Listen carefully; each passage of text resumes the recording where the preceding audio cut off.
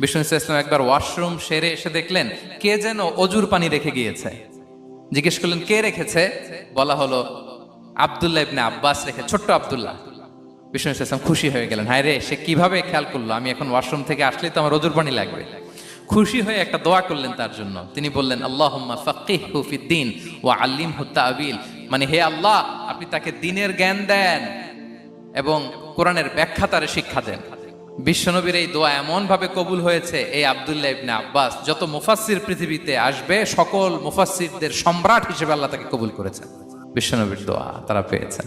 উম্মে সুলাইম রাদিয়াল্লাহু তাআলা আনহা, আনাস রাদিয়াল্লাহু তাআলা আনহুকে নিয়ে আসলেন, বললেন নবী হে, আপনি এসেছেন, আমরা যে এত খুশি মদিনাবাসী, সবাই দেখে আপনার হাতে কিছু না কিছু হাদিয়া দেয়, আমি কি দিব?